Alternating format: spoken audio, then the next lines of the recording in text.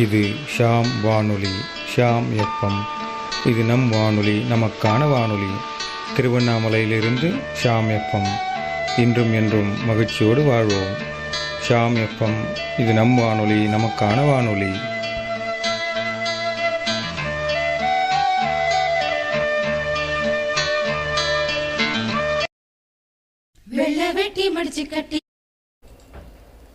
என் நெஞ்சிலும் நினைவிலும் நீங்காமல் கூடியிருக்கும் எனதருமை ஷாம் வானொலியின் அற்புதமான சொந்தங்களே, அனைவருக்கும் இனிய இரவு வணக்கங்கள். இந்த நிகழ்ச்சி ஞாயிறு விருந்தினர் சிறப்பு நிகழ்ச்சியாக மலர்கிறது. இந்த நிகழ்ச்சியில் நம்மோடு கலந்து கொள்ள இருக்கும் சிறப்பு விருந்தினர், அவர் ஒரு பிரபலம், அவருக்கு பல திறமைகள் உள்ளது. அவர் ஒரு கதை சொல்லி, தன்னம்பிக்கை பேச்சாளர், பாடகர் மற்றும் நாணய சேகரிப்பாளர் மற்றும் அடுப்பில்லா உணவு சமைப்பாளர். இப்படி பன்முகத்தன்மை கொண்ட அன்பு சகோதரர் JCHGFE ராபர்ட் கென்னடி அவர்கள் நம்மோடு கலந்து கொண்டு இந்த நிகழ்ச்சியில் நம்மை சிறப்பிக்க இருக்கிறார். அது மட்டுமல்ல, அவருடைய வாழ்வியல் குறித்தும் அவருடைய அனுபவங்கள் குறித்தும் நேயருடைய கேள்விகளுக்கும் அவர் பதிலளிக்கிறார். இப்படி பன்முகத்தன்மையோடு அவரைப் போலவே இந்த நிகழ்ச்சியும் அற்புதமாக அமைகிறது. கேளுங்கள், மகிழுங்கள். இது ஷாம் எஃப்எம், நம் வானொலி, நமக்கான வானொலி வழங்கும் ஞாயிறு விருந்தினர் சிறப்பு நிகழ்ச்சி. இந்த நிகழ்ச்சி என்னுடைய முகநூல் பக்கத்திலும் கவிஞர் திருவண்ணாமலை சரவணன் என்ற முகநூல் பக்கத்திலும் நேரலை ஒளிபரப்பு செய்யப்படுகிறது. பெரும் மகிழ்ச்சி. இந்த வாய்ப்பை ஏற்படுத்தி கொடுத்த அன்பு சகோதரர் ராபர்ட் கென்னடி அவர்களுக்கு நன்றி. அவரை என் சார்பிலும் ஷாம் 24 மணி நேர இணையதள வானொலி நேயர்கள் சார்பிலும் அன்புடன் வரவேற்போம். வாருங்கள். வணக்கம் அன்பு சகோதரா. வணக்கம் அன்பு சகோதரரே. உலகெங்கும் இருக்கக்கூடிய தமிழ் சொந்தங்களுக்கும் ஷியாம் எஃப்எம் நிகழ்ச்சியை மிக சிறப்பாக கேட்டு ரசித்துக் கொண்டிருக்கக்கூடிய ரசிகர்களுக்கும் இந்த நேரத்தில் என்னுடைய அன்பான வணக்கத்தை தெரிவித்துக் கொள்கிறேன். மிக சிறப்பாக இந்த நிகழ்ச்சி அமையும் என்பதில் நாம் அனைவரும் நம்பிக்கை கொள்வோம்.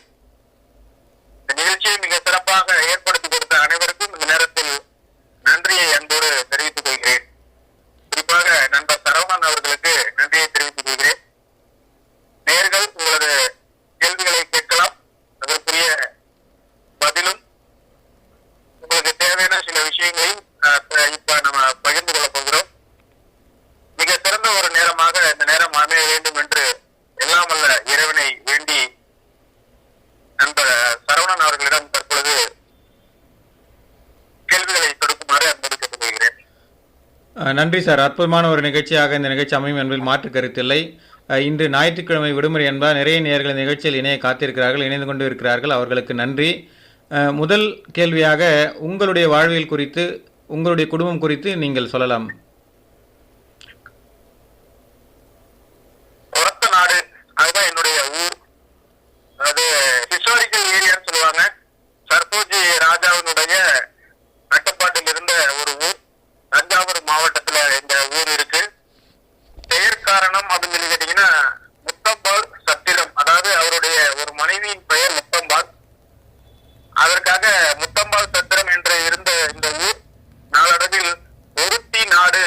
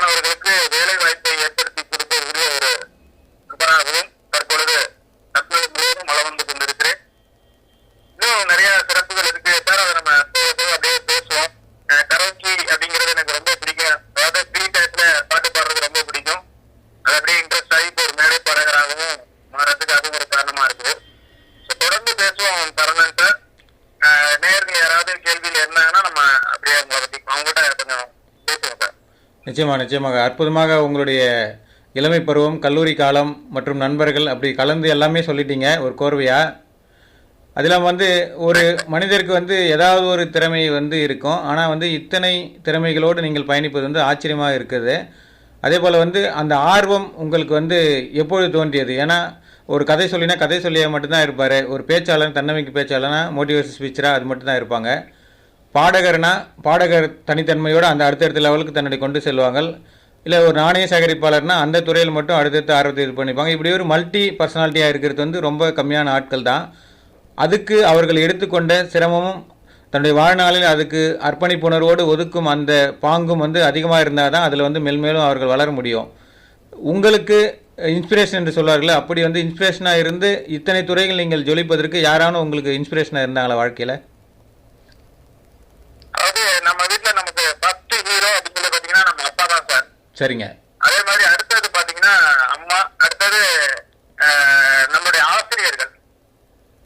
இவங்கெல்லாம் எனக்கு ஒரு மிகப்பெரிய இன்ஸ்பிரேஷன். அதே மாதிரி 2003 என்னோட கல்லூரியில படித்த நண்பர்கள். அடுத்ததா நான் படித்த பள்ளிக்கூடம் 1வது இருந்து 8வது வரைக்கும் நான் படிச்ச பள்ளிக்கூடம் பாத்தீங்கன்னா வரத்தநாட்டில் இருக்கக்கூடிய மாதா ஸ்கூல்னு சொல்லுவாங்க, ஒரு ஆர்சி சர்ச் ஸ்கூலு. அதுல இருந்த என்னுடைய நண்பர்கள், அங்க இருந்த ஒரு ஆசிரியர்கள். அதுல ஆசிரியர்கள் பாத்தீங்கன்னா நல்லா பாட்டு பாடுவாங்க, நல்லா டான்ஸ் ஆடுவாங்க, நல்லா கிளாஸ் எடுப்பாங்க. இது மாதிரி பன்முக திறமை வாய்ந்த ஆசிரியர்கள் எனக்கு இருந்ததுதான் எனக்கு மிக சிறப்பு. குறிப்பா பாத்தீங்கன்னா 1வதுல கனக சம்பர்மன் ஒரு டீச்சர், அவங்களுடைய மேடை பேச்சு நல்லா இருக்கும். 2ஆம் வகுப்பு படிக்கும்போது டெய்ஸின்னு ஒரு டீச்சர் இருந்தாங்க, அவங்களுடைய ஹேண்ட் ரைட்டிங் நல்லா இருக்கும். ஒரு ப்ரோக்ராம் பண்ணணும் அப்படின்னா அவங்களுடைய கேம்பியரிங் நல்லா பண்ணுவாங்க. அதே மாதிரி ரெஜி அப்படின்னு சொல்லிட்டு ஒரு ஆசிரியர் இருந்தாங்க, அவங்க என்னுடைய போர்ட்ல மேத்ஸ் டீச்சர். அவங்க சாதாரணமா பாத்தீங்கன்னா நல்லா பாடுவாங்க, நல்லா டான்ஸ் ஆடுவாங்க. அதே மாதிரி எனக்கு 8th படிக்கும் பொழுது தமிழ் டீச்சர், நான் அவங்கள டீச்சரே கூப்பிடுறது பெரியம்மா அப்படின்னு சொல்லி ரொம்ப செல்லமா கூப்பிடுவாங்க. அவங்களுடைய கவிதை வாசிப்பு திறன் வித்தியாசமா இருக்கும், எப்படி கவிதை எழுதுறதுங்கிறதெல்லாம் சொல்லி கொடுத்துருக்காங்க.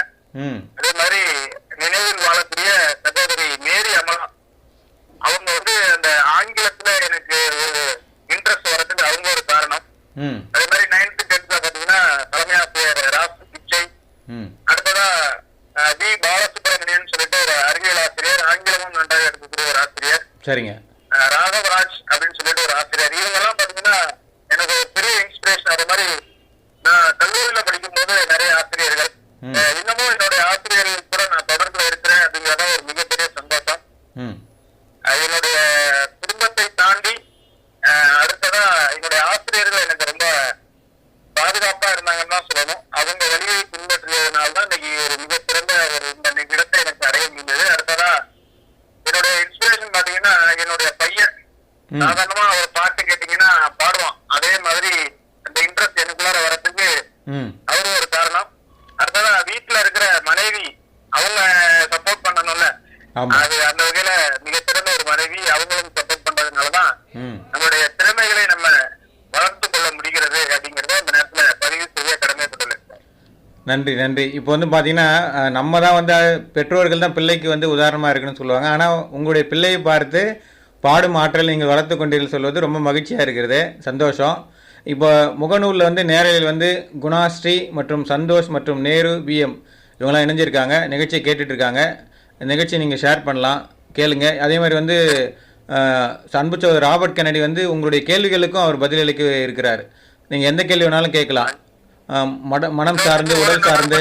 ஒரு நபரை மட்டும் கொஞ்சம் சொல்லிடுறேன் சார். அதாவது இந்த கரோக்கி இன்ட்ரெஸ்ட் வர்றதுக்கு மிக முக்கியமான ஒரு காரணம் ரிச்சர்ட்னு சொல்லிட்டு என்னுடைய நண்பர். அவரு சீனியரா இருந்தாலும் பாடத்தை பார்த்துட்டு என்னைய அடுத்த லெவலுக்கு கொண்டுட்டு போனது சகோதரர் ரிச்சர்ட். அவருடைய பெயரை பதிவு செய்ய கடமைப்பட்டுள்ளேன். நிச்சயமாக அவருக்கு நம்ம நன்றி சொல்லலாம், ரிச்சர்ட் அவர்களுக்கு. அவரும் இந்த நிகழ்ச்சியை கேட்டுக்கொண்டாருன்னா அவருக்கு வந்து ஒரு பெரிய ஹாய் சொல்லுவோம். இரவு வணக்கம் உங்களுக்கு ரிச்சர்ட், அன்பு சகோதரா. அனைவரும் கேட்டுருப்பாருன்னு நினைக்கிறேன். அதேமாதிரி தேவதா ஏஆர் என்னுடைய முகநூல் நண்பர் வந்து இணைஞ்சிருக்காங்க. நீங்களும் உங்களுடைய முகநூல் நண்பர்களை நீங்கள் வரவேற்கலாம், அவர்களும் வந்து இணைவார்கள் என்று நாம் எதிர்பார்ப்போம். சரிங்க. இப்போ வந்து நீங்கள் வந்து இத்தனை திறமைகளோடு இருக்கீங்க, ரொம்ப ஆச்சரியமாக இருக்கு. அப்படி இருக்கும்போது வந்து முதல்ல வந்து ஒரு பாடலோடு இந்த நிகழ்ச்சியில் வந்து நம்ம எதாவது ஸ்டார்ட் பண்ணலாமே. உங்களுக்கு பிடித்த பாடல் ஏதாவது ஒரு பாடலை பாடுங்க. அதுக்கப்புறம் நேரில் ஒரு கேள்வி கேட்பாங்கன்னு எதிர்பார்க்குறேன். அந்த கேள்விகளுக்கு நீங்கள் பதில் சொல்லி நிகழ்ச்சி வந்து நம்ம தொடரலாம். ஏதாவது ஒரு பாடல் நீங்கள் வந்து நிகழ்ச்சியோட முதல் பாடலாக நம்ம கண்டிப்பா பாடுவோம். கண்டிப்பா கண்டிப்பா கண்டிப்பா கண்டிப்பா சார். அது என்ன மாதிரியான பாடல்களா இருக்குங்க சார்? உங்கள் விருப்பம் தான். உங்கள் விருப்ப பாடலே எங்கள் விருப்ப பாடல். சரிங்க சார் சரிங்க சார் சரிங்க சார் ஓகே சார்.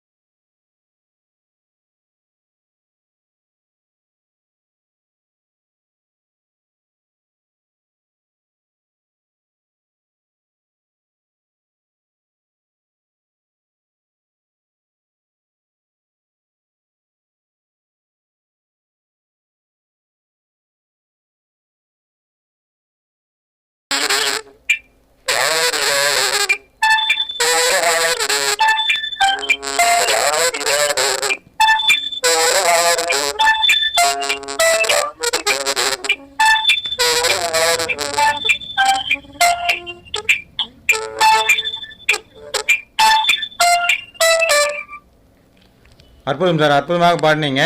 இப்போ முகநூலில் வந்து ஆமாம் சார், உங்களுடைய முகநூலில் நண்பர் வந்து கணேஷ்னு சொல்லிட்டு அவர் சூப்பர் நண்பா விபி சார் அண்ட் ஆர் பிச்சை சார் அப்படின்னு சொல்லிட்டு போட்டிருக்காரு. Thank you thank you thank you Ganesh. அப்புறம் கன்கார்ட்ஸ்னு போட்டிருக்காரு. Thank you thank you thank you. நேர்களே அனைவருக்கும் இனிய இரவு வணக்கங்கள். இந்த நிகழ்ச்சி ஞாயிறு விருந்தினர் சிறப்பு நிகழ்ச்சியில் நாம் இணைந்திருக்கிறோம். நிகழ்ச்சியில் நம்மோடு அன்பு சகோதரர் ராபர்ட் கென்னடி அவர்கள் பன்முகத்தன்மையாளர், பன்முக திறமையாளர் கலந்து கொண்டு நம்மை மகிழ்வித்துக் கொண்டிருக்கிறார். நிகழ்ச்சியில் முதலாவதாக தன்னுடைய அற்புதமான குரலால் 3ஆம் பிறை என்ற திரைப்படத்தில் கண்ணே கலைமானே என்ற அற்புதமான பாடலை பாடினார். அந்த பாடலின் ஒரிஜினல் வெர்ஷனையும் நேயர்களுக்காக நாம் வழங்கினோம். கண்டிப்பாக கேட்டு மகிழ்ந்திருப்பீர்கள்.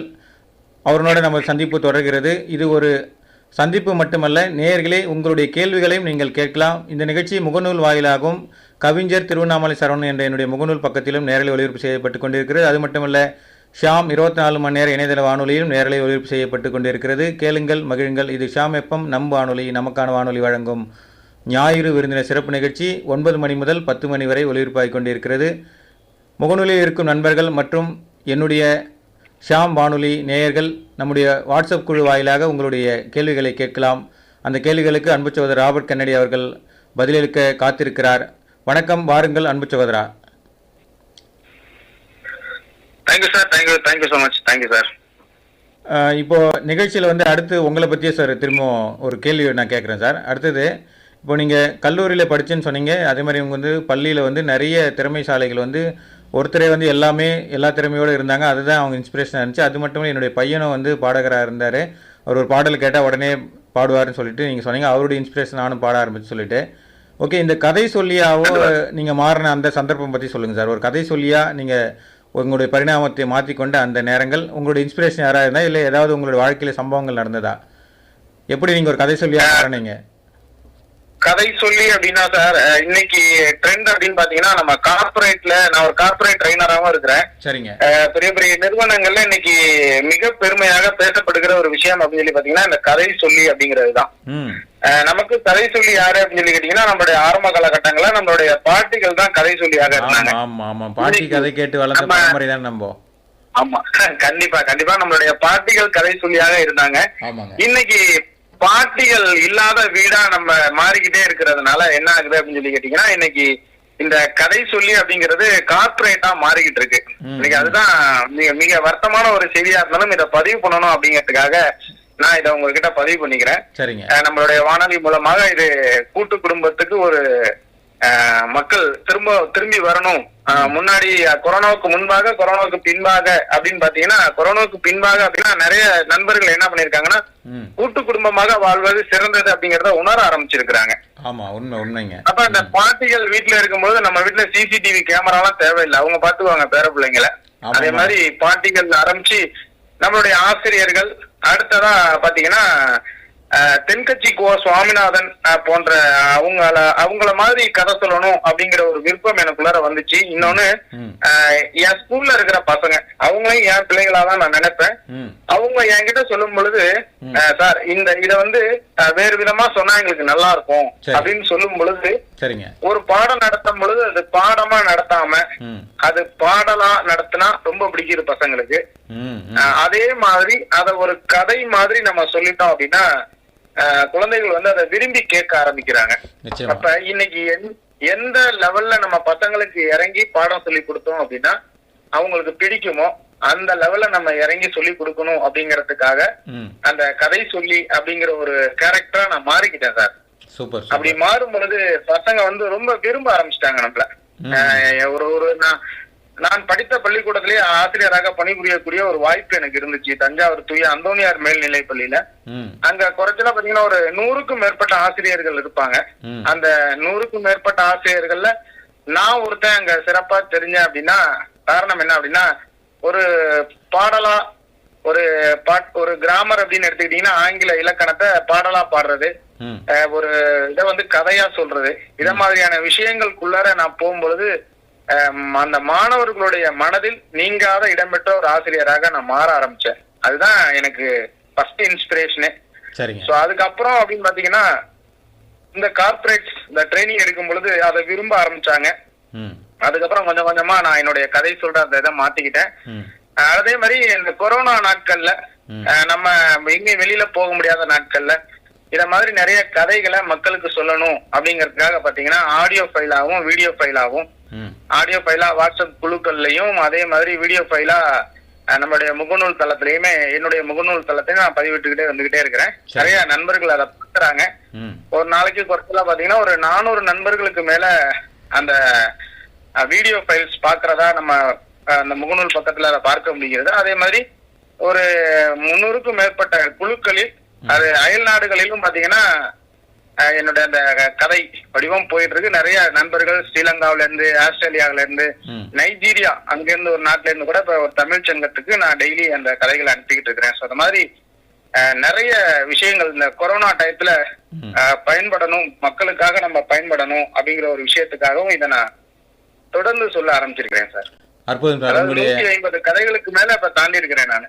ஆடியோ ஃபைல், வீடியோ ஃபைல் இப்ப ரீசெண்டா ஒரு 25 கிட்ட பண்ணிருக்கேன் சார். ஆமா, அதே நான் கேட்கலாம்னு நினைச்சேன். இப்போ நீங்க வந்து முகநூல்ல போடுறேன்னு சொல்றீங்க, யூடியூப் வலையொலியிலயும் உங்களுடைய பதிவு இருக்குங்களா?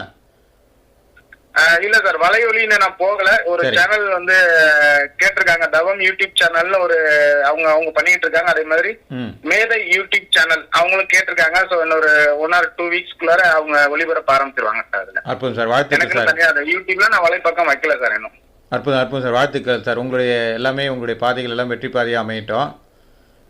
நன்றிங்க சார்.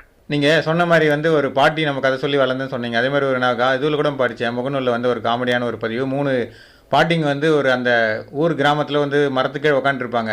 இவங்க தான் சிசிடிவி, இவங்க தான் வாட்ஸ்அப்பு, இவங்க தான் ஃபேஸ்புக்கு அப்படின்னு சொல்லிட்டு ஒரு சின்ன கமெண்ட்ஸ் மாதிரி போட்டு படித்து ஞாபகம் வருது நீங்கள் சொல்லும்போது. கண்டிப்பா சார், கண்டிப்பா கண்டிப்பா. ஆமாம், அதே மாதிரி வந்து நீங்கள் தென்கட்சி கோ. சாமிநாதன் வந்து நீங்கள் குறிப்பிட்டீங்க. 2000 வந்து நான் சென்னையில் வந்து அவரை நேரில் சந்தித்து அவரோட பேசும்போது நான் அதிசயத்தை வந்து அவர் சொன்ன கதைகளோட அவருடைய வாழ்வியல் வந்து ரொம்ப அதிசயமாக இருந்தது. பார்த்தீங்கன்னா சாதாரணமாக வந்து ஒரு ஹவாய் செப்பல் போட்டுக்கிட்டு, ஒரு சாதாரண ஒரு வேட்டி, ஒரு சட்டை போட்டுட்டு நடந்து வந்துட்டு இருந்தார். அதுக்கப்புறம் நானாக தான் அந்த டி நகரில் இருக்கக்கூடிய பாண்டி பஜார் என்ற இடத்துல வந்து அந்த மக்கள் மத்தியில் நான் கண்டுபிடிச்சி அவர் அடையாளம் கண்டு பேசும்போது ரொம்ப அன்பாக பேசினார், எங்களை பற்றி விசாரித்தார். அதுக்கப்புறம் ஐயா வாங்க நம்ம தேனியில் இருந்தாலும் சொல்லும்போது கண்டிப்பாக வாங்கன்னு சொல்லிட்டு ரொம்ப என்ன சொல்கிறது, ஒரு பந்தாவே இல்லாமல் ஒரு எளிமையான மனிதராக இது பண்ணார். நம்மளாம் நினச்சிட்டு ரேடியோவில் பேசுகிறலாம் ரொம்ப பந்தாக இருப்பாங்க, பெரிய ஆள், நம்ம சாதாரண மனிதர்கள்லாம் அவங்க நெருங்கி பழகுவாங்களா அப்படின்னு நினச்சி அந்த பிம்பத்தை எல்லாமே உடைத்த ஒரு மாமனிதர் அவர். அவருடைய குரலை கேட்கும் போதெல்லாம் எனக்கு அந்த நிகழ்வு தான் ஞாபகம் வரும். அதுக்கப்புறம் வந்து ஒரு பேப்பரில் அங்கேருந்து கையில் இருந்த ஒரு துண்டு பேப்பரில் அவருடைய ஆட்டோகிராஃபும் நாங்கள் வாங்கினோம், அவர் போட்டும் கொடுத்தாரு. அந்த நிகழ்வுலாம் ஞாபகம் வருது. அந்த நினைவுகளோடு நம்ம தொடரோம். இப்போ நிறைய நண்பர்கள் இணைஞ்சிருக்காங்க சார், நிறைய நண்பர்கள் முகநூலில் கேட்டுட்டு இருக்காங்க. கேள்விகள் எதுவும் வரலை. நண்பர்களே, இந்த நிகழ்ச்சியை கேட்டுக்கொண்டிருக்க நேயர்களும் நண்பர்களும் முகநூல் வாயிலாக கேட்டுக்கொண்டு இருப்போம். உங்களுடைய கேள்விகள் ஏதாவது இருந்தால் அன்புச்சவர் ராபர்ட் கென்னடி அவர்கள் நீங்கள் கேட்க வரும் கேள்விகள், அது பொது கேள்வியாக இருந்தாலும் சரி, உங்களுடைய தனிப்பட்ட கேள்வியாக இருந்தாலும் சரி, உடல்நலம் சார்ந்து மனநலம் சார்ந்து எப்படிப்பட்ட கேள்வியாக இருந்தாலும் சரி, அரசியல் பதிவாக இருந்தாலும் சரி நீங்கள் கேட்கலாம். சார், இப்போ வந்து எனக்கு வந்து ஒரு கேள்வி வருது. இப்போ வந்து நீங்கள் முதல்ல ஒரு பாடல் பாடினீங்க, அதுக்கப்புறம் தன்னம்பிக்கை பேச்சாளர் எப்படி நீங்கள் மாறினீங்க அதை சொல்லிட்டீங்க. ஒரு நாணய சேகரிப்பாளரை நீங்கள் எப்படி மாறினீங்கன்றதை வந்து நீங்கள் சொல்லுங்கள்.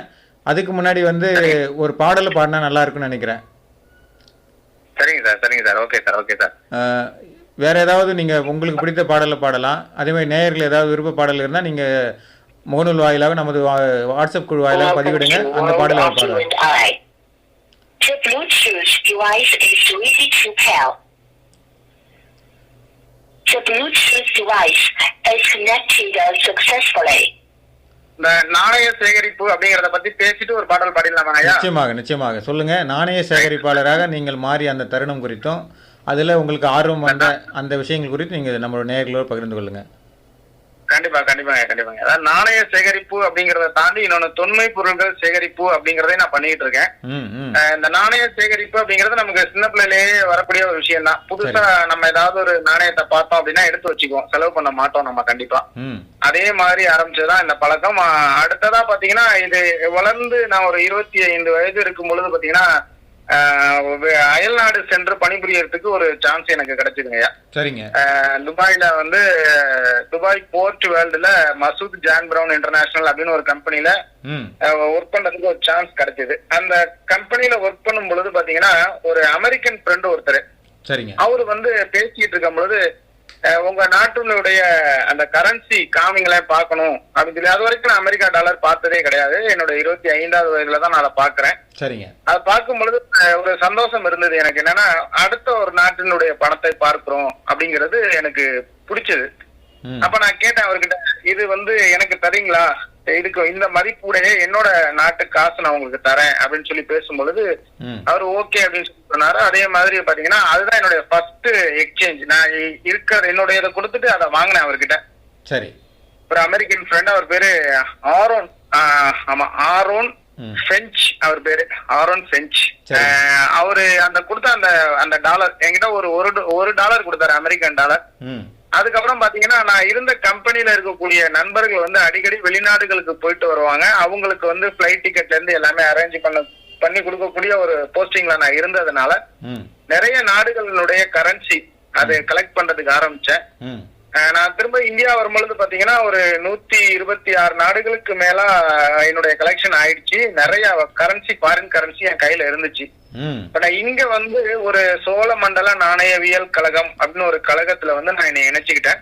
அதுல நிறைய பாத்தீங்கன்னா இங்க நண்பர்கள் எக்ஸ்சேஞ்ச் கொடுத்துக்குவாங்க. இப்ப எனக்கிட்ட இருக்கிறத இன்னொருத்தவங்கள்ட்ட நான் கொடுத்துட்டு அவங்கள்ட்ட இருக்கிறத நான் வாங்கிக்கலாம். அந்த மாதிரி இங்க நிறைய நண்பர்கள் எனக்கு கிடைச்சாங்க.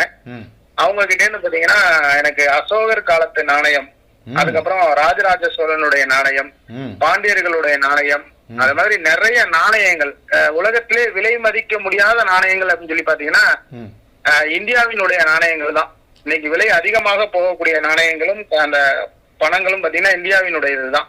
சரிங்க. சோ அந்த எனக்கு அந்த ஆசை அதிகமானதுனால பாத்தீங்கன்னா அதை நான் ரொம்ப விரும்பி செய்ய ஆரம்பிச்சேன். அதே மாதிரி ஆன்டிக்ஸ், நிறைய தொன்மை பொருட்கள், கோவலன் கண்ணகி காலத்து கால் சிலம்பு, பண்டைய இந்தியர்கள் அதாவது தமிழர்களுடைய உண்டியல், அதுல ஆரம்பிச்சு 1947க்கு முன்பாக பயன்படுத்தப்பட்ட ஒரு துப்பாக்கி, அதாவது விசில், ஜாலியன் வாலாபாக் அதுல பயன்படுத்தப்பட்ட ஒரு துப்பாக்கி தோட்டா ஒண்ணு என்கிட்ட இருக்கு.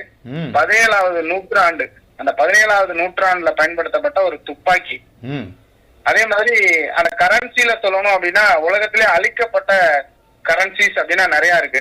சதாம் ஹுசேன் ஈராக்குடைய அதிபரா இருக்கும் பொழுது பாத்தீங்கன்னா அமெரிக்கா அவங்களை பிடிச்ச உடனே முதல்ல செஞ்சது சதாம் ஹுசேனுடைய படங்கள் இருந்த எல்லாத்தையுமே அழிச்சாங்க. அதுல அவர் நாட்டு கரன்சியும் அழிச்சாங்க, ரொம்ப காஸ்ட்லியான கரன்சி. சரிங்க. அது 200 ரூபாய் தான். ஒரு டாக்டர், ஒரு இன்ஜினியர் அப்படின்னா சேலரி 200 ரூபாய் தான் அங்க இருக்கும். அந்த 200 ரூபாய் பாத்தீங்கன்னா அந்த டைம்ல ஒரு 2 லட்சம் ரூபாய்க்கு சமமான ஒரு பணமா இருந்தது இந்திய மதிப்புல. அதுல ஒரு பணம் அவங்க கொளுத்திட்டு அந்த இதெல்லாம் போக இந்த பணங்கள் ரொம்ப ரேரா இருக்கும். அப்ப உலகத்திலே பாத்தீங்கன்னா ஒரு 50 பேர்கிட்ட மட்டும்தான் அந்த மாதிரியான பணம் இருக்கும். அப்ப அந்த 50 பேர்ல நானும் ஒரு ஆளா இருக்கிறேன் அப்படிங்கிறது. அது மாதிரி நிறைய ரேர் காயின்ஸ் அண்ட் கரன்சி என்கிட்ட இருக்கு அப்படிங்கிற ஒரு விஷயத்த இந்த நேரத்துல பதிவு பண்ணிக்கிறாங்க. அதே மாதிரி இது மாதிரிதான் என்னுடைய விஷயங்கள், அதாவது நண்பர்கள் மூலமா தான் எனக்கு இந்த ஆசை அதிகமாக ஆரம்பிச்சது. ஒரு கட்டத்துல பாத்தீங்கன்னா இந்த நாணயவியல் கழகத்துல தனியா எக்ஸிபிஷன் எல்லாம் வைப்பாங்க. காயின்ஸ் அண்ட் கரன்சி கொண்டு வந்து விற்க வருவாங்க. நான் போட்டிருக்க செயின், மோதிரம் இதெல்லாம் வித்துட்டு வாங்குற அளவுக்கு எனக்கு அதுல ஒரு மோகம் அதிகமா இருந்துச்சு அந்த காயின்ஸ் அண்ட் கரன்சி அந்த கலெக்ஷன்ல. நுமிஸ்மேட்டிக், ஆங்கிலத்துல நுமிஸ்மேட்டிக்ஸ் அப்படின்னு சொல்லுவாங்க. இந்த பழக்கத்துக்கு பேரு. என்னுடைய ஹாபில அதுவும் ஒண்ணு. இந்த சேகரிக்கக்கூடிய பழக்கம் உடையவர்களை நிமிஸ்மேட்டிசியன் அப்படின்னு சொல்லுவாங்க ஆங்கிலத்துல. சரிங்க. அது சிறப்பு தகவலுங்க இன்னைக்கு மற்றவர்களுக்காக பகிர்ந்து கொள்கிறேன். அற்புதம், அற்புதம். இது மட்டும் சிறப்பு தகவல் இல்லைங்க, நீங்க சொன்ன எல்லாமே சிறப்பு தகவலாக தான் இருக்கு. ஏன்னா இத்தனை விஷயங்களை நீங்கள் செஞ்சுருக்கீங்க. அதுவும் சைலண்ட்டாக ஒரு ஒரத்த நாடுன்ற ஒரு ஊரில் இருந்துக்கிட்டு நீங்கள் இவ்வளோ விஷயம் செய்கிறீங்கன்னு போது நிச்சயமாக பெருமையாக இருக்குது. அது மாதிரி ஒரு சக மனிதராகவும் சரி, சக தமிழனாகவும் சரி, எங்களுக்கெல்லாம் பெருமையாக இருக்குது இவ்வளோ விஷயத்தை நீங்கள் செஞ்சிட்ருக்கீங்கன்னு சொல்லிட்டு. அதில் குறிப்பிட்டு சொல்லும்போது நீங்கள் சொல்லும்போது எனக்கு கேட்கக்கூடிய ஒரு தகவல் என்னென்னா, நீங்கள் அந்த கண்ணகி கோவலன் காலத்து பொருள் எங்கிட்ட இருக்குன்னு சொன்னீங்க. அது என்ன பொருள்னு சொல்லுங்கள் நேயர்களுக்கு. கால் சிலம்புங்க. அது குழந்தைகள் அணியக்கூடிய கால் சிலம்பு. ஆனா இன்னைக்கு இருக்கிற குழந்தைகள் எல்லாம் அந்த கால் தண்டைய போட்டாங்கன்னா அவங்களால காலை தூக்கி நடக்க முடியுமா அப்படிங்கிற அளவுக்கு இருக்கும் அந்த கால் தண்டை. பாத்தீங்கன்னா ரொம்ப வெயிட் அதிகமா உள்ள பித்தளையில இருக்கக்கூடியது. உள்ளுக்குள்ளார இரும்பு பரல்கள், அதாவது கண்ணகி அந்த சிலம்ப உடைக்கும் பொழுது அதுல இருந்து சிதறியவை முத்து பரல்கள். ஆமாங்க. ஆக்சுவலா அவங்க கண்ணகி அணிந்திருந்த சிலம்பு வந்து பாத்தீங்கன்னா மாணிக்க பரல்கள் உள்ளது. ம் ம் ஆமா, அவர் சொல்லும் பொழுது பாண்டிய நாட்டுல முத்து அதிகமா கிடைச்சதுனால ம் அவரு வந்து திருடிட்டாரு அப்படின்னு சொல்லி கோவலன் அரெஸ்ட் பண்ணி வைக்கும் பொழுது ஆமா இந்த அம்மா தன்னுடைய அந்த சிலம்பை எடுத்து உடைச்சி காமிப்பாங்க. உங்க நாட்டுல முத்து தான் ஃபேமஸ், ம் எங்க நாட்டுல மாணிக்கம் ஃபேமஸ், பாரு என்னுடைய சிலம்புல இருந்து வெளியே வர்றது வந்து மாணிக்க பரல்கள், ம் என்னுடைய கணவர் வந்து நிரபராதி திருடன் இல்ல, ஆமா நிரபராதி அப்படின்னு சொல்லி அவங்க நிரூபிப்பாங்க.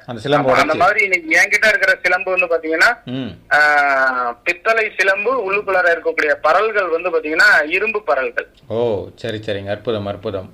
சரிங்க, அதே மாதிரி வந்து ஒரு முக்கிய தகவல் நீங்கள் குறிப்பிட்டீங்க, ஜாலியன் வாலாபாக் என்ற அந்த மறக்க முடியாத ஒரு சம்பவம், இந்தியர்கள் மட்டுமல்ல உலகத்தில் உள்ள யாருமே மறக்க முடியாத ஒரு கொடுமையான சம்பவம். அந்த சம்பவத்தில் பல ஆயிரக்கணக்கான மனிதர்கள் வந்து கொல்லப்பட்டார்கள் அந்த ஒரு மைதானத்தில். அதில் பயன்படுத்தப்பட்ட ஒரு துப்பாக்கியும் உங்களுக்கு கிட்ட இருக்குன்னு சொல்லிட்டு ஒரு கூடுதல் தகவல்னு சொன்னீங்க, அதை பற்றி நீங்கள் சொல்லுங்க. துப்பாக்கி தோட்டாங்க யாரு? துப்பாக்கியில் பயன்படுத்திய தோட்டா. ஆமா, துப்பாக்கியில் பயன்படுத்திய தோட்டா அது. அப்போ வந்து அந்த தோட்டா வந்து பல உயிர்களை வந்து இது பண்ணிருக்கும் இல்லைங்களா, கொண்டு ஒரு உடம்புல இருந்து எடுக்கப்பட்ட தோட்டா தான் அது. அது என்னுடைய நண்பர் ஒருவர் மூலமாக அது எனக்கு கிடைச்சது. அதுவும் ஒரு 17ஆம் நூற்றாண்டு துப்பாக்கி ஒண்ணு. அவர் வந்து பாத்தீங்கன்னா அந்த ஆன்டிக்ஸ் கலெக்ஷனும் உண்டு, அவர் சேல்ஸும் பண்ணுவாரு. நண்பர் ஜான்னு சொல்லிட்டு அவர் தஞ்சாவூர்ல இருக்கிறாரு. அவர் மூலமா எனக்கு கிடைச்சது அந்த 17ஆவது நூற்றாண்டு துப்பாக்கி. அந்த ஒரு ஷிப் வந்து ஆக்சிடென்ட் ஆகி மூழ்கிடுச்சு, அந்த ஷிப்ல இருந்து எடுக்கப்பட்டது அந்த துப்பாக்கி, அதாவது கை துப்பாக்கி தான் அது. சரிங்க. இந்த தோட்டாக்கள் அது நிறைய அவர்கிட்ட இருந்ததுனால அது என்கிட்ட சில பொருட்களை நான் அவர்கிட்ட எக்ஸ்சேஞ்ச் பண்ணிட்டு இதை நான் அவர்கிட்ட வாங்கிட்டேங்க. அற்புதம் அற்புதம். சரிங்க, இப்போ வந்து நீங்கள் உங்களுடைய சேகரிப்பான பொருட்கள் எல்லாத்தையும் காட்சிப்படுத்தி நீங்கள் வந்து தனியாக ஒரு கண்காட்சி எதாவது நடத்திருக்கீங்களா இது வரைக்கும்?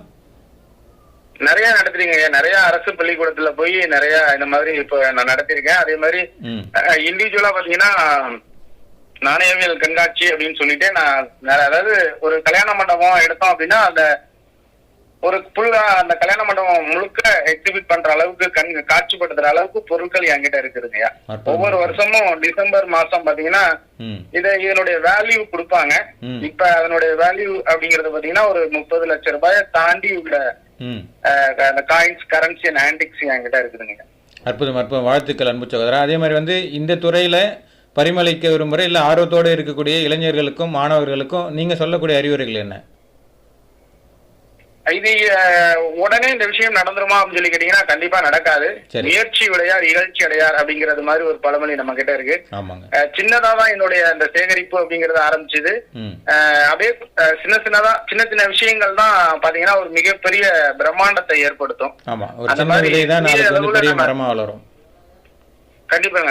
அதாவது சிறுதுளி பெருவெள்ளம்னு சொல்லுவாங்க, அதே மாதிரி சின்ன சின்னதா சேர்க்க ஆரம்பிச்சுதான் இன்னைக்கு இவ்வளவு பெரிய விஷயத்த நான் பண்ணிருக்கிறேன். அதே மாதிரி என்னுடைய மாணவர்கள் ஒரு 3 பேர் இதுல ரொம்ப இன்ட்ரெஸ்டா இருந்தாங்க. அவங்களுக்கும் நான் செஞ்ச விஷயம் என்ன அப்படின்னு சொல்லி கேட்டீங்கன்னா பாண்டியர்களுடைய நாணயங்கள் கொஞ்சம், சோழர்களுடைய நாணயங்கள் கொஞ்சம், அந்த மாதிரி பழமையான நாணயங்கள் கொஞ்சம் கொடுத்து சேகரிப்பு பழக்கத்தை நான் ஆரம்பிச்சு வச்சேன். இன்னைக்கு குருவை தாண்டிய சிஷியன் அப்படிங்கறது மாதிரி இன்னைக்கு அவங்க வச்சிருக்கிறதெல்லாம் பாத்தீங்கன்னா என்னைய தாண்டி பெரிய விஷயங்கள் அவங்க கையில இருக்கு அப்படிங்கறதான் மிக சிறந்த ஒரு சிறப்பு. இந்த இடத்துல அதையும் நான் பதிவு பண்ணிக்க கடமைப்பட்டிருக்கிறேன். குழந்தை சாமின்னு சொல்லுவோம். அவர் ஒரு ஆசிரியர், என்னோட தஞ்சை தூய் அந்தோனியார் மேல்நிலை பள்ளியில் என்னுடைய பணியாற்றிய நண்பர். அவருடைய மகனுக்கு நான் செய்தது ஒரு 10 காயின்ஸ் இருக்கும், அவ்வளவுதான் நான் கொடுத்துருக்கிறேன். ஆனா இன்னைக்கு அவர்கிட்ட பாத்தீங்கன்னா என்னைய தாண்டி நான் அதாவது தாய் 8 அடி மாதிரி ஆமா அவரு இன்னைக்கு 32 அடி, அதை தாண்டி இன்னைக்கு 64 அடியெல்லாம் தாண்டி சிறப்பா தன்னுடைய சேவைகளை செய்துட்டு போயிட்டே இருக்கிறாரு இந்த நாணயவியல் சேகரிப்புல. அந்த மாதிரி சில ஆட்களையும் உருவாக்கி இருக்கிறோம் அப்படிங்கிறது கூடுதல் தகவல். கொஞ்சம் கொஞ்சமா சேகரிக்க ஆரம்பிச்சீங்கன்னா அதிகபட்சம் ஒரு 3 ஆண்டுகளிலிருந்து 5 ஆண்டுகளுக்குள்ளார மிகப்பெரிய பொக்கிஷங்களை சேர்த்து வைக்கலாம் அப்படிங்கறதுதான் நான் உங்கள்ட்ட பதிவு பண்ற விஷயம். அதே மாதிரி அடுத்த தலைமுறை இதை பார்க்க வேண்டும் அப்படிங்கறதுக்காக தான் இதை நான் சேர்த்து வச்சிருக்கேன் அப்படிங்கறதையும் நான் தகவலை பதிவு பண்ணிக்கிறேங்க ஐயா. ஏன்னா ராஜராஜ சோழனுடைய அந்த காயின் அந்த காசை கேட்டு நிறைய பேர் என்கிட்ட சொல்லியிருக்கிறாங்க, ஒரு காயினுக்கு நான் 50,000 தரேன். ஒரு நம்பூதிரி ஒருத்தர் கூட கேரளாவில இருந்து கேள்விப்பட்டு நம்ம வீட்டுக்கு வந்திருந்தாருங்க ஐயா. நான் சொல்றது 10ஆம் வருடம் நினைக்கிறேன், 2010ஆம் வருடம். அப்ப வந்து நான் அவர் எடுத்துக்கிட்டு இதுல ரைஸ் புல்லிங் இருக்கு என்னமோ சொன்னார். அவர் சொன்ன விஷயங்கள் எனக்கு சரியா புரியல. இந்த நாணயத்திற்கு ஒரு நாணயத்திற்கு 50,000 ரூபாய் தரேன் அப்படின்னு சொல்லி ஒரு 4 நாணயங்கள் எடுத்து வச்சாரு. ஆனா நான் சொன்னது என்னன்னு சொல்லி கேட்டீங்கன்னா, இதை கொடுக்கறதுக்காக நான் சேகரிக்கிறேங்க, என்னுடைய அடுத்த தலைமுறை இதை பார்க்கணும் அப்படிங்கறதுக்காக தான் இன்னைக்கு அந்த சேகரிப்பு எனக்கு தொடர்ந்து கொண்டு இருக்கிறது. அது மாதிரி சேகரிப்புகளை தொடர்ந்தோம் அப்படின்னா அடுத்த தலைமுறைக்காக நம்ம ஏதாவது விட்டு செல்லணும் அப்படின்னா கண்டிப்பா இதை விட்டுட்டு போகலாம். இது வரலாறு. அதாவது அப்துல் கலாம் ஐயா சொல்றது மாதிரி வரலாறு படைப்பவர்களாக நம்ம மாறணும் அப்படிங்கிறதுக்காக தான் இந்த பதிவு. கண்டிப்பா நம்ம செய்ய ஆரம்பிச்சோம்னா இது நமக்கு மிகப்பெரிய வரலாற்றின் பக்கங்களில் நமக்கும் இடம் இருக்கும் அப்படிங்கிற ஒரு கருத்தையும் நண்பர்களுக்காக பகிர்ந்து கொள்கிறேன். நிச்சயமாக நாம் வரலாறு படிப்பவர்களாக இருக்கக்கூடாது, வரலாறு படைப்பவர்களாக இருக்க வேண்டும் சொல்றீங்க. கண்டிப்பாங்க ஐயா, கண்டிப்பாங்க. அப்துல் கலாம் ஐயா அதான் சொல்லியிருக்கிறாங்க. ஆமாங்க, மகிழ்ச்சி. நம்ம இருக்கணும். மகிழ்ச்சி. உங்களுக்கும் உங்களுடைய வழித்தொண்டலாக இருக்கக்கூடிய உங்கள் மாணவர்களுக்கும் உங்களுடைய வழிகாட்டிகளுக்கும் அதே மாதிரி நீங்கள் வழிகாட்டியாக நிற்கக்கூடிய எல்லாருக்கும் நன்றி. அவங்களுடைய முயற்சிகளாக வெற்றி பெறட்டும். எனக்கு ஒரு கேள்வி இருக்குது. நீங்கள் ஒரு பாடல் வந்து நீங்கள் பாடுறேன்னு சொல்லிங்க, அந்த பாடலுக்கு பிறகு நீங்கள் தன்னம்பிக்கை பேச்சாளர் அது குறித்து ஒரு கேள்வியும், அதே மாதிரி வந்து கீழடி குறித்து சில கேள்விகளும் உங்ககிட்ட கேட்டால் அது சரியாக இருக்குன்னு நான் நினைக்கிறேன். அதே மாதிரி வந்து நீங்கள் அடுப்பில்லா உணவுன்னு சொல்லிட்டு ஒன்று சொல்லியிருந்தீங்க, அது குறித்து நம்ம பேசலாம்னு நினைக்கிறேன் இல்லைங்களா? கண்டிப்பா பேசலாங்க, நிறைய பேசுவோம். நிச்சயமாக. இப்போ என்ன பாடல் பாட போறீங்க நம்ம நேயர்களுக்காக? இது வந்து நம்ம ராமராஜன் அந்த கௌதமி அவங்க நடித்து வெளிவந்த ஒரு பாடல். பாத்தீங்கன்னா அது சொர்க்கமே என்றாலும் அப்படிங்கிற ஒரு பாடல். ஊர் விட்டு ஊர் வந்து நம்ம ஊரு போல வருமா? ஆமா. எந்த ஊரா இருந்தாலும் சரி, இன்னைக்கு வெளிநாடுகள் இருக்கக்கூடிய நண்பர்கள் இந்த பாட்டை கேட்டாங்கன்னா அப்படியே நின்னு கேட்கக்கூடிய ஒரு பாடலாக எல்லா நாட்டுல, நானும் வெளிநாட்டுல இருந்த அனுபவத்துல சொல்றேன். அங்க இந்த பாடலை கேட்கும் போது அவ்வளவு ஆசையா இருக்கும் இந்த பாடல். அந்த பாடல் இதுல மேல் வாய்ஸ் என்னோடது, ஃபீமேல் வாய்ஸ் பாத்தீங்கன்னா சிஸ்டம்லயே எடுத்துரும். அதனால ஃபீமேல் வாய்ஸ் என்னோட இல்ல அப்படிங்கறது இந்த நேரத்துல உங்ககிட்ட பதிவு பண்ணிக்கிறேன். மேல் வாய்ஸ் மட்டும் தான் என்னோட பாடுங்க. சொர்க்கமே வென்றாலும் அப்படிங்கிற பாடல் வந்து இப்ப நம்முடைய அனைவருக்காகவும் நிச்சயமாக பாடுங்க, காத்திருக்கோம். கண்டிப்பாங்க ஐயா.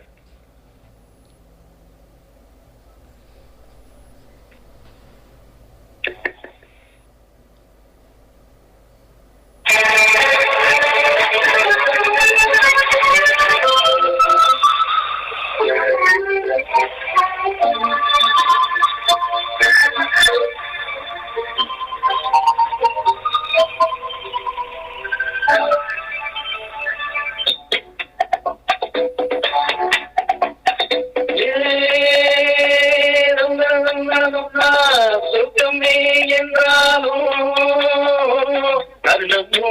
போல வருமா, என்னாறு என்றாலும்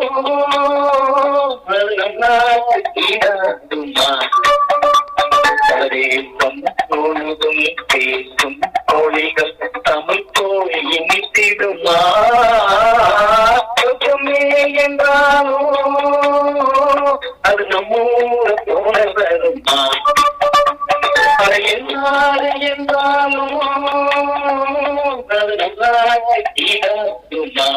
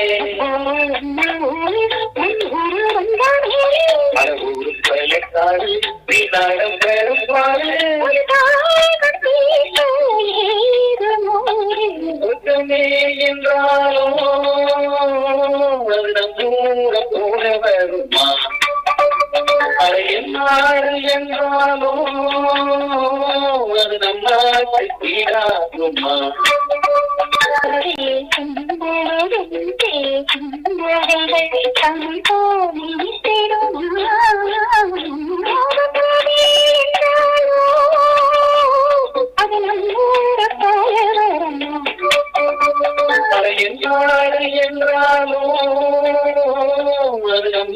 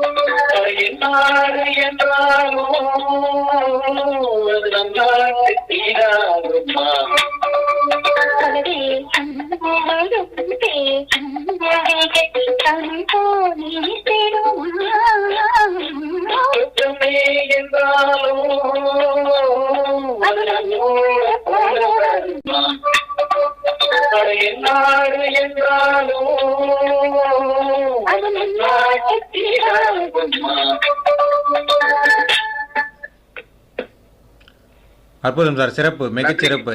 நன்றிங்க. இதில் நான் கவனிச்சது என்னன்னா, நீங்கள் பேசும்போது உங்களுடைய குரல் வந்து வேற மாதிரி இருக்கு பிச்சு, பாடும்போது அந்த பாடலுக்கு ஒத்து நீங்கள் அற்புதமாக வந்து பாடுறீங்க, சிறப்பாக இருக்கு. கண்டிப்பாங்க கண்டிப்பாங்க. கொஞ்சம் கண்ணை மூடிட்டு கேட்டால் இளையராஜா பாடுற மாதிரியே ஒரு ஃபீல் வந்தது எனக்கு. கண்டிப்பாங்க கண்டிப்பாங்க. அவருடைய வாய்ஸ் கிடைக்கணும் அப்படிங்கிறதுக்காகவே இது ஒரு 6 மாதமா பிராக்டிஸ் பண்ண பாடலுங்க அது. அதுதான், கொஞ்சம் கண்ணை மூடிட்டு கேட்கும்போது அங்கங்க இளையராஜா வந்து போறாரு. நன்றிங்க நன்றிங்க. நன்றி நன்றி. இப்போ வந்து அடுத்து ஒரு கேள்வி சகோதரா, என்னன்னா இப்போ வந்து ஒரு மாணவர்களுடைய வாழ்க்கையில் வந்து அந்த 12வது +2ன்றது வந்து ஒரு முக்கியமான ஒரு பகுதி இல்லைங்களா? அந்த பருவம், அந்த +2க்கு பிறகு வந்து என்ன படிக்கலாம், எந்த காலேஜில் சேரலாம், என்ன படிக்கலான்றது வந்து ஒரு பெரிய குழப்பம் வந்து பெற்றோர்களுக்கும் மாணவர்களுக்கும் மேலோங்குவது சாதாரணமான ஒரு விஷயம் தான், எப்பயுமே நடக்கிறது. கண்டிப்பா கண்டிப்பாங்க. உங்களுடைய அனுபவத்திலிருந்து நீங்க வந்து இத்தனை பன்முகத்தன்மை கொண்டவராக இருக்கிறதால இப்போ இன்னும் கூடிய விரைவில் இன்னும் 2 மாதத்தில் வந்து அடுத்த இந்த பருவத்தில் இருக்கக்கூடிய பிள்ளைகளுக்கெல்லாம் +2 பிள்ளைகளுக்கு தேர்வு வரப்போது, அவங்க அடுத்த லெவலுக்கு வந்து கல்லூரிகளுக்கு படிக்க போகிறாங்க. எல்லாருமே பார்த்தீங்கன்னா இன்ஜினியர் டாக்டர் சொல்கிறதெல்லாம் 4 தான், வக்கீல் டாக்டர் இதான் படிக்கிறேன்றாங்க. இதை மீறி வந்து என்னென்ன படிப்புகள் இருக்குது, அந்த படிப்புகள் படித்தா அவங்க மாணவர்களுக்கு எதிர்காலம் எப்படி இருக்கும், அது குறித்து வந்து நீங்கள் ஒரு ஆசிரியராகவும் இது மாதிரி பன்முகத்தன்மை கொண்ட ஒரு மனிதராகவும் நீங்கள் வந்து நம்ம நேயர்களுக்கு நீங்கள் அதை விளக்கமாக சொன்னால் நல்லாயிருக்கும்னு நினைக்கிறேன். கண்டிப்பாங்க. இதை வந்து நான் கேரியர் கைடன்ஸ் அப்படின்னு ஒரு கிளாஸ் எடுக்கிறேன் பசங்களுக்கு. அதுல வந்து நான் முதலாவதா சொல்ற விஷயம் என்னன்னு சொல்லி கேட்டீங்கன்னா, எல்லா மாணவர்களுமே ஆசிரியர் ஆயிட்டீங்க அப்படின்னா மற்ற அடுத்த வேலைகளுக்கு யார் போறது? எல்லா மாணவர்களுமே மருத்துவர் ஆயிட்டீங்க அப்படின்னா அடுத்த வேலைகளுக்கு யார் போறது? எல்லா மாணவர்களுமே வந்து வக்கீல் ஆயிட்டீங்க அப்படின்னா அடுத்த வேலைகளுக்கு எல்லாம் யார் போறது அப்படின்னு என்னுடைய முதல் கேள்வியே இப்படிதாங்க இருக்கும். இதுல வந்து ஒரு நகைச்சுவை, ஒரு சின்ன ஒரு பதிவு நடுவுல ஒரு திரைப்படத்துல கூட இந்த இது வரும், எல்லாருமே கட்சி ஆரம்பிச்சா ஓட்டு போறது யாருன்னு சொல்லிட்டு அந்த வசனம் எனக்கு ஞாபகம் வருது, நீங்க தொடருங்க. ஆமா, இன்னைக்கு நம்ம பசங்க தொடாத பகுதிகள் அப்படின்னு சொல்லி பாத்தீங்கன்னா இந்த IAS IPS அப்படிங்கறதுல ரொம்ப பயப்படுறாங்க. அதுல நம்ம அந்த கேடர்ல ஆரம்பிச்சீங்கன்னா நம்ம தாசில்தார் வரைக்கும் பாத்தீங்கன்னா அந்த கிரேட்ல உண்டுங்கய்யா. IAS, IPS, IRS, IFS, Indian foreign service, Indian forest service சொல்லுவாங்க. அதாவது ஒரு நாட்டினுடைய தூதுவரா நம்ம போகணும் அப்படின்னா ஐஎஃப்எஸ் இந்தியன் ஃபாரின் சர்வீஸா இருந்தா கண்டிப்பா ஒரு நாட்டினுடைய தூதுவரா போய் இன்னொரு நாட்டுல இருக்கக்கூடிய நம்ம சொந்தங்களுக்கு நம்ம தமிழ் தாய் தமிழ் உறவுகளாவோ இல்ல நம்ம இந்திய மக்களுக்கும் நம்மளால கண்டிப்பா உதவி செய்ய முடியுங்க. துபாயில இருக்கும் பொழுது ஒரு ஐஎஃப்எஸ் எங்களுக்கு ஒரு உதவி செஞ்சாரு, அதனால இதை நான் ஷேர் பண்ணிக்கிறேன். அந்த ஐஎஃப்எஸ் இருக்கும் பொழுது மற்ற நாடுகள்ல இருந்துகிட்டு நம்ம நாட்டினுடைய சொந்தங்களுக்கு நம்ம உதவி செய்யலாம் அப்படிங்கறதுனால நிறைய படிப்புகள் இருக்குதுங்க. இதுல அதாவது இன்னைக்கு வேலை இல்ல அப்படின்னு சொல்லிட்டு வேலையில்லா திண்டாட்டத்தை இன்னைக்கு முன்னிறுத்தி பாக்குறாங்க.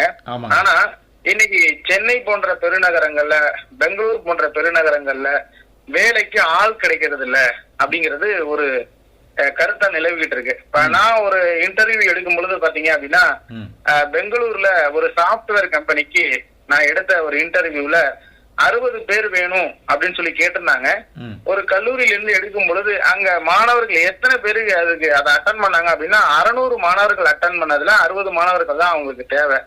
ஆனா அங்க எலிஜிபிள் அப்படின்னு சொல்லி பாத்தீங்கன்னா ஒரு 10 மாணவர்களுக்கும் குறைவா தான் இருந்தாங்க. காரணம் என்ன அப்படின்னா நம்ம மாணவர்களுக்கு சப்ஜெக்ட் நல்லா தெரியும், லாங்குவேஜ்ல மிஸ் பண்ணுவாங்க. ஏன்னா கிராமப்புற பகுதிகளை சேர்ந்த மாணவர்கள், அதனால இந்த லாங்குவேஜ் ப்ரொஃபிஷியன்சி அப்படிங்கிறது வந்து கண்டிப்பா வேணும். ப்ரொனன்சியேஷன் அப்படிங்கிற அந்த உச்சரிப்புகளோடு மாணவர்கள் ஆங்கிலத்தை கற்றுக்கொள்ள வேண்டும். அதாவது மற்ற மொழிகளை எல்லாம் நேசியுங்கள், தாய்மொழியை மட்டுமே சுவாசியுங்கள் அப்படின்னு நான் என்னுடைய பேச்சுல நிறைவு பேச்சாக அதை பேசுறது உண்டு. ஆனா அதை தாண்டி நமக்கு தேவையான மொழிகள் அப்படின்னா இன்னைக்கு நம்ம அடுத்த ஒரு மாநிலத்துக்கு போனோம், அடுத்த ஒரு நாடுகளுக்கு போகணும் அப்படின்னா ஆங்கிலம் கண்டிப்பா தெரிஞ்சிருக்கணும். அது நம்மளுடைய மாணவர்களுக்கு, கிராமப்புற பகுதி மாணவர்களுக்கு குறைவா இருக்குது. அதை கண்டிப்பா அவங்க கத்துக்கணும். அதே மாதிரி வேலைகள் அப்படின்னு சொல்லி பாத்தீங்கன்னா சாதாரணமா இன்னைக்கு கொரோனா பீரியட்ல ஏதோ சாப்ட்வேர் கம்பெனில வேலை பார்த்தவங்களை தாண்டி இன்னைக்கு யார் அதிகமா சம்பாதிச்சுக்கிட்டு இருக்காங்க அப்படின்னு சொல்லி கேட்டீங்கன்னா நிறைய சம்பாதிக்கிறது யாருங்க? அதாவது நிறைய சாப்ட்வேர் கம்பெனில வேலை இல்லாத காலகட்டத்துல கூட இன்னைக்கு ஒரு ரோட்டோர கடையில இன்னைக்கு மிகப்பெரிய சம்பாத்தியத்தை நான் செஞ்சுக்கிட்டு இருக்கேன் அப்படின்னு சொல்லி நண்பர் ஒருத்தர் முகநூல்ல பகிர்ந்து இருந்தாரு. அதையும் சொல்றாங்க. அத கேட்டரிங் டெக்னாலஜின்னு சொல்றோம். அந்த கேட்டரிங் டெக்னாலஜி பாத்தீங்கன்னா பெரிய பெரிய ஹோட்டல்ஸ், அதே மாதிரி கப்பல்கள், பெரிய பெரிய கப்பல்களுடைய நிறுவனங்கள் நிறைய இருக்குங்க. அதே மாதிரி கேட்டரிங் டெக்னாலஜி முடிச்சவங்களுக்கு நிறைய வாய்ப்புகள் இருக்கு. அந்த கேட்டரிங் படிச்சவங்களுக்கு கண்டிப்பா பாத்தீங்கன்னா பிரெஞ்சு அப்படிங்கிற ஒரு லாங்குவேஜ் இருக்கு, ஸ்பானிஷ் அப்படிங்கிற ஒரு லாங்குவேஜ். இந்த 2 லாங்குவேஜும் தெரிஞ்சதுன்னா அவங்க அதர் கண்ட்ரீஸ்ல போய் நிறைய, அதாவது ஒரு மாசத்துக்கு 2 லட்சத்துல இருந்து 2.5 லட்சம் வரைக்கும் சம்பாதிக்கக்கூடிய அளவுக்கு மிகப்பெரிய ஒரு தகுதியை அந்த படிப்பு உருவாக்கி கொடுக்குது அந்த கேட்டரிங் டெக்னாலஜி. அதாவது நம்ம கரண்டி பிடிக்கிறதுன்னு சொல்லுவாங்க, படிக்கிறத விட்டுட்டு கரண்டி பிடிக்க போறியா அப்படின்னு சொல்லி கிராமங்கள்ல கேட்பாங்க. அதே மாதிரி நிறைய இருக்கு, நிறைய படிப்புகள் இருக்கு. நிறைய தொழில் சார்ந்த படிப்புகள் நம்மளை உருவாக்கிக்கணும் அப்படிங்கறதுதான். அதே மாதிரி பெற்றோர்களுக்கு நான் சொல்ல வேண்டிய விஷயம் அப்படின்னா இன்னைக்கு இருக்கக்கூடிய மாணவர்கள் நிறைய விஷயங்களை தெரிஞ்ச என்சைக்ளோபீடியாவா தான் இருக்கிறாங்க இன்னைக்கு. ஆமா, நிச்சயமா, அதுல மாற்று கருத்து இல்ல. ஆமாங்க. ஆமா, ஏன் அப்படின்னா நீங்க பிறந்தப்ப நான் பிறந்தப்ப பாத்தீங்கன்னா மீடியா சுத்தமா தெரியாது நம்மளுக்கு. கண்டிப்பாங்க. நான் 12th படிக்கும் பொழுதுதான், 12th முடிச்ச வருஷம், நான் காலேஜ் ஜாயின் பண்ண வருஷம் தான் எங்க வீட்டை டிவியே வாங்கினாங்க. இன்னைக்கு ஸ்மார்ட் டிவின்னு வச்சிருக்கிறோம். இன்னைக்கு மொபைல்ல பாக்குற அவ்வளவு விஷயத்தையும் நம்ம டிவில பாத்துட்டு போயிடலாம். அந்த அளவுக்கு மாணவர்கள் வந்து வரும் பொழுதே பான் வித் ஜீனியஸா வரான் இன்னைக்கு. நிறைய விஷயங்கள். ஆமா, பான் வித் சில்வர் ஸ்பூன் நம்ம பெரிய பணக்காரர்கள், அதாவது நேரு ஃபேமிலியில சொல்லுவாங்க, பான் வித் சில்வர் ஸ்பூன் அப்படின்னு சொல்லிட்டு. அத மாதிரி இன்னைக்கு பான் வித் ஜீனியஸா வராங்க இன்னைக்கு பசங்க. நிறைய விஷயங்கள் அவங்களுக்கு தெரியுது. அந்த பசங்களை நல்வழிப்படுத்தணும் ஒண்ணு. 2வது அவங்க என்ன விருப்பப்படுறாங்களோ அந்த விருப்பத்துக்கு அவங்களை விடணும். கண்டிப்பா. சாதாரணமா பாத்தீங்கன்னா நான் டாக்டர் ஆகல, நீ டாக்டர் ஆகியே ஆகணும், இந்த விஷயங்கள் வீட்டுல நடக்கும். நான் டீச்சர் ஆகணும்னு ஆசைப்பட்டேன், ஆகல, நீ ஆயே ஆகணும் அப்படிங்கிற மாதிரி ஒரு ஆசை இருக்கும் பெற்றோர்களுக்கு. அதை போன்ற விஷயங்களை மாணவர்கள்ட்ட கொண்ட திணிக்காம இருக்கணும் அப்படிங்கறதுதான் நான் இங்க சொல்ல வர விஷயம். அதே மாதிரி வேலைகள் அப்படின்னு சொல்லி பாத்தீங்கன்னா சாதாரணமா ஒரு ஆர்டிஸ்டா இருந்தா கூட, ஒரு ஆர்டிஸ்ட் அப்படின்னா இன்னைக்கு அவரு சம்பாதிக்கிற சம்பாத்தியம் நம்மளால முடியாதுங்க. ஒரு 1 மணி நேரத்துல அவர் வரைஞ்சி அதை கொண்டு போய் எக்ஸிபிட் பண்ணிட்டாரு அப்படின்னா, ஒரு எக்ஸிபிஷன்ல அது கிளிக் ஆயிட்டு அப்படின்னா, அந்த 1 ஹவருக்குள்ளார அவருக்கு கிடைக்கிற விஷயம் பாத்தீங்கன்னா அது 1 லாக் ஆகும். சில நேரம் அதனுடைய ஏல மதிப்பு பாத்தீங்கன்னா 1 crore வரைக்கும் போகும். நிச்சயமாக. சோ எந்த ஒரு தொழிலா இருந்தாலும் விரும்பி செய்யணும். அந்த விரும்பி செய்யறதுக்கு பசங்களை நம்ம தயார்படுத்தணும் அப்படிங்கிற ஒரு விஷயம் தான். மாணவர்கள் பான் வித் ஜீனியஸா இருந்தாலும் நம்மளை வழிகாட்டுறதுக்கு நம்மளுடைய பெற்றோர்களும் ஆசிரியர்களும் இருக்கிறாங்க அப்படிங்கிற ஒரு உணர்வு மிக்கவர்களாக இருந்தா கண்டிப்பா அவங்க மிகப்பெரிய ஒரு வெற்றியை அடையலாம் அப்படிங்கிறது என்னுடைய தாழ்மையான கருத்துங்க. அற்புதமாக சொன்னீங்க. அது வந்து ரொம்ப விரிவாக தெளிவாக சொன்னீங்க. இதில் இன்னொரு விஷயம் இருக்குது. ஒவ்வொரு தடவையும் நம்ம தேர்வு முடிவுகள்லாம் வரும்போது சரி, 10th +2 இந்த ஐஏஎஸ் ஐபிஎஸ் இது மாதிரி ரிசல்ட்டு இது மாதிரி வந்து பார்த்தீங்கன்னா இப்போ நீட் தேர்வுலாம் வரும்போது நிறைய மாணவர்கள் வந்து தற்கொலை செய்து கொள்கிறார்கள் இல்லைங்களா? ஆமாங்க. அந்த தவறான முடிவுக்கு போகிறதுக்கு என்ன காரணமாக இருக்குன்னு நினைக்கிறீங்க? உளவியல் ரீதியான காரணங்கள், இல்லை வந்து குடும்ப சூழலா, இல்லை வந்து அவங்கள தன்னம்பிக்கை இல்லாத ஒரு விஷயங்களா, இல்லை வந்து அவர் மோட்டிவேட் பண்ணாத பெற்றோர்கள் மற்றும் ஆசிரியர்களா? எதை பார்க்குறீங்க நீங்கள் முக்கியமாக? உளவியல் ரீதியாக அப்படிங்கறதான் என்னால சொல்ல முடியும். என்னன்னா மாணவர்களுக்குள்ளார எல்லா விஷயங்களுமே புதஞ்சு கிடக்குது. அவனுடைய முதல் முடிவு, அதாவது யோசிக்காம எடுக்கிற முடிவு தான் தற்கொலை அப்படின்னு சொல்லுவேன் நானு. சரிங்க. அவன் யோசிக்காம எடுக்கிற முடிவு தான் அது. அத ஒரே ஒரு நிமிஷம் அந்த பையன் நான் தற்கொலை பண்ணிக்கிட்டேன்னா என் குடும்பம் என்ன ஆகும் அப்படின்னு யோசிச்சுட்டானா போறோம். நான் தற்கொலை பண்ணிக்கும் பொழுது நான் தற்கொலை பண்ணிக்கொள்ளக்கூடிய முறை, அதாவது நான் விஷம் அருந்துகிறேன் அப்படின்னா அந்த உணவு குழாயில அந்த விஷம் போய் நம்மளுடைய உணவு குழாய்களை வெடிச்சிரும் அப்படின்னு அவன் நினைச்சிட்டானா கண்டிப்பா அந்த விஷம் அருந்த மாட்டாங்க. நிச்சயமா. ஆமா, கண்டிப்பா நான் ட்ரெயின்ல விழுந்து இறந்துருவேன் அப்படின்னா அந்த ஃபோர்ஸ் அந்த வலி எப்படி இருக்கும் அப்படின்னு உணர்றதுக்கு முன்னாடியே இறந்துடுறாங்க. அதை உணர்ந்துட்டாங்க அப்படின்னா அந்த தற்கொலை முயற்சி பண்றதுக்கு முன்னாடியே அவங்க அதை யோசிச்சுட்டாங்க அப்படின்னாவே அதை செய்ய முடியும். 2வது, இந்த சமூகம் நான் சொன்ன விஷயத்த செய்யலையே, நீ டாக்டர் ஆகிறன்னு சொன்னியே ஏன் ஆகல, அனிதா போன்ற சகோதரி மரணம் அடைவதற்கு அதுதான் முக்கியமான காரணம். நிச்சயமா. நம்ம சுற்றியுள்ளவர்கள் நீ ஆகிறன்னு சொன்னியே ஏன் ஆகல அப்படின்னு சொல்லி கேட்க ஆரம்பிச்சிருவாங்க எல்லாருமே. நிறைய ஆசிரியர்களும் பெற்றோர்களும், அதாவது we are the second parents அப்படின்னு சொல்லுவேன் நான். ஆசிரியர்களை நாங்க தான் உங்களுக்கு 2வது அப்பா அம்மான்னு சொல்லுவேன். அற்புதம். நிறைய கொடுத்துக்கிட்டே தான் இருக்கிறோம். இன்னைக்கு மாணவர்களுக்கு வந்து நிறைய தன்னம்பிக்கை கொடுக்குறோம். பெற்றோர்களும் முடிந்த அளவுக்கு அவங்களால முடிந்ததை செய்யறாங்க. ஆனா ஒரே ஒரு நிமிஷம் அந்த மாணவன் அந்த மாணவி தன்னை பற்றியும் தனக்கு பிறகு தன்னுடைய தற்கொலைக்கு பிறகு நடக்கக்கூடிய ஒரே ஒரு விஷயத்த மட்டும் யோசிச்சுட்டாங்க அப்படின்னா அந்த தற்கொலைகள் இருக்காது.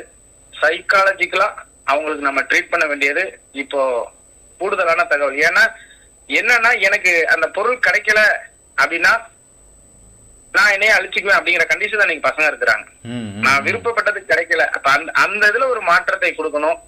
அது கண்டிப்பா ஆசிரியர்களும் பெற்றோர்களும் இணைந்து கொடுக்கணும், சமூகமும் கொடுக்க வேண்டும் அப்படிங்கிற ஒரு தாழ்மையான கருத்தை இந்த இடத்துல நான் பதிவு பண்ணிக்கிறேன். இது என்னன்னா ஒரு பெற்றோராக நான் வந்து என்ன பாக்குறேன்னா, பிள்ளைகளுக்கு கேட்பது எல்லாமே நம்ம வசதி வாய்ப்பு இருக்கிறத செஞ்சுட்டே இருந்தோம்னா அது வந்து அவங்களுக்கு வந்து ஒரு பெரிய என்ன சொல்றதுன்னா ப்ளஸ் பாயிண்ட் ஆயிடுது. நம்ம பெற்றோர் எது கேட்டாலும் நம்மளுக்கு வாங்கி கொடுத்துருவாங்க. ஒரு சைக்கிள் கேட்குறாங்க, 2 வீலர் கேட்குறாங்க, இல்லை வந்து ஏதோ கேட்குறாங்க, ஒரு படத்துக்கு போகணும்னு சொல்கிறாங்க, இல்லை வந்து ஏதோ ஒரு ஆடம்பர பொருள் அத்தியாவச பொருள் இருக்கு இல்லைங்களா, எதை கேட்டாலும் உடனே கிடைக்கும் போது அவனுக்கு அந்த பொருளுடைய மதிப்பு தெரியாமல் போயிடுது, அந்த உழைப்பினுடைய அருமை தெரியாமல் போயிடுது இல்லைங்களா? கண்டிப்பாங்க. அதை உணர வச்சு நம்ம கொடுத்தோம்னா அவங்களும் அந்த மதிப்பு உணர்ந்து வச்சு அதான் நான் சொல்ல வந்தேன், நீங்க சொல்லிட்டீங்க. அதாவது கேட்ட உடனே வாங்கி தருவதை வந்து பெற்றோர்கள் நிறுத்தி கொள்ள வேண்டும். அதுதான் உண்மை. நிச்சயமாக. என் பிள்ளை கேட்கறதுக்கு எனக்கு இது கிடைக்கல, அதாவது நான் ஆசிரியர் ஆகணும் ஆகல நீ ஆகணும்னு ஒரு திணிக்கிறோம் இல்லையா, அதே மாதிரி எல்லா பெற்றோர்கிட்டையும் இருக்கிற ஒரு மைனஸ் பாயிண்டே சொல்லிடுறேன். எனக்கு இது கிடைக்கல, என் பிள்ளைக்கு இது கிடைக்கணும். நான் வந்து சைக்கிள பார்த்ததே 12வதுல தான் அப்படின்னா என் பிள்ளைக்கு 2 வயசு ஆகும் போதே சைக்கிள் வாங்கி கொடுத்துறாங்க. இன்னைக்கு ஒரு வீட்டுல பாத்தீங்கன்னா சின்னதா ஒரு சின்ன சைக்கிள் ஒண்ணு இருக்கும், அதுக்கு மேல ஒரு சைக்கிள் இருக்கு, அது வருவாங்க. இவனுடைய வளர்ச்சியை ஏற்றது மாதிரி பாத்தீங்கன்னா ஒரு 5 சைக்கிள் அவங்க வீட்டுல இருக்குது. நிச்சயமாக. ஏன் அப்படின்னு சொல்லி கேட்டா எனக்கு கிடைக்கல, என் பிள்ளைக்கு கிடைக்கணும் அப்படிங்கிற ஒரு மிகப்பெரிய அந்த அந்த விஷயத்தமான ஒரு கண்மூடித்தனமான எண்ணங்கள். ஆமாங்க. இதை செய்யறது கூட அவனுடைய தவறுதலுக்கு ஒரு காரணமா இருக்குது. நிச்சயமா. நம்ம எது கேட்டாலும் நம்ம வீட்டுல கிடைச்சிரும், நம்ம அப்பா அம்மா செஞ்சு கொடுத்துருவாங்க அப்படிங்கிற ஒரு விஷயமும் காரணங்க இருக்கு. ஆமா, அது மனசுல அவனுக்கு ஆழமா பதிஞ்சுது. அதே மாதிரி நீங்க சொன்ன மாதிரி தற்கொலை எண்ணங்கள் இருக்கும்போது ஒரு தற்கொலைக்கு முயற்சி செய்யற வந்து சாகறதுக்கே நீ இவ்வளவு துணியும் போது வாழறதுக்கே எனக்கு துணிய கூடாது அப்படின்னு ஒரு கேள்வி நம்ம வைக்கணும்ல. கண்டிப்பாங்க. நான் பசங்கள்ட்ட பேசும்பொழுது சொல்லுவேன், ஒரு மேடை பேச்சாளர் வந்து பேசிக்கிட்டே இருந்தாராம்.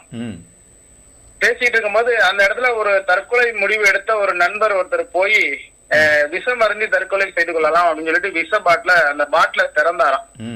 திறக்கிறதுக்கு முன்னாடி ஏதோ ஒரு சத்தம் கேக்குது அப்படின்னு சொல்லிட்டு கேட்டிருக்காரு. யாரோ ஒருத்தர் பேசி இருக்கிறாரு. சரி என்னதான் பேசுறாரு கேட்போம் அப்படின்னு சொல்லி கேட்டுக்கிட்டே இருந்தாராம். கேட்டுக்கிட்டே இருக்கும்போது இந்த முடிவை மாத்திக்கிட்டு நேரா அந்த மேடைக்கு மேடைக்கு முன்னாடி வந்து உட்கார்றாரு. உட்கார்ந்து முடிச்சோன்னா நேரா அவர் பேசி முடிச்சோன்னே மேடைக்கு போறாரு. ஐயா இந்த மாதிரி விஷம் அருந்தி தற்கொலை செய்து கொள்ளலாம் அப்படிங்கிற ஒரு முடிவுக்கு வந்தேன். ஆனா உங்களுடைய பேச்சு என்னுடைய முடிவையை மாத்திருச்சு அப்படின்னாராம்.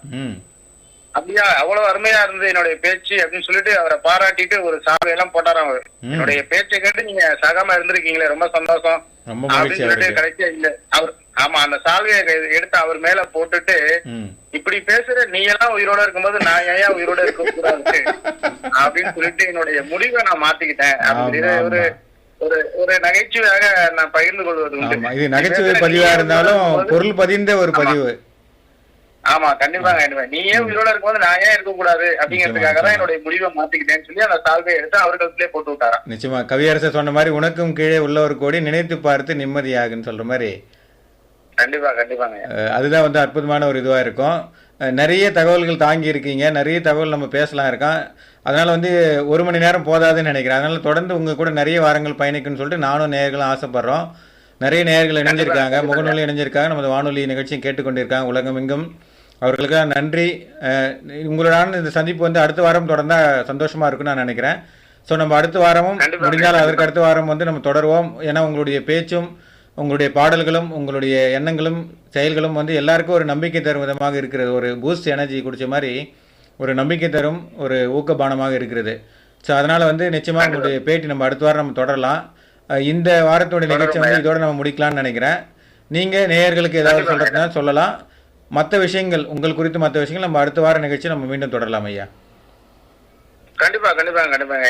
இன்னைக்கு உள்ள சூழ்நிலையில பெற்றோர்கள் தங்களது குழந்தைகளுக்கு பாதுகாப்பாகவும் குழந்தைகள் தங்களது பெற்றோர்களுக்கு பாதுகாப்பாகவும் இவங்கெல்லாம் சேர்ந்து ஒரு மிக சிறந்த ஒரு சமுதாயத்தை உருவாக்கக்கூடிய ஆசிரியர்களுக்கும் ஒரு பாதுகாப்பாக ஒரு இந்த ட்ரையாங்கிள்னு சொல்லுவாங்க. இத நான் இதை ரொம்ப அழகா சொல்லுவேன். அப்படின்னா வெத்தலை பாக்கு போடுறது அப்படின்னு ஒரு வார்த்தையை சொல்லுவேன். சரிங்க. இதுல வெற்றிலையாக இருக்கக்கூடியது யாரு அப்படின்னு சொல்லி கேட்டீங்கன்னா மாணவர்கள்.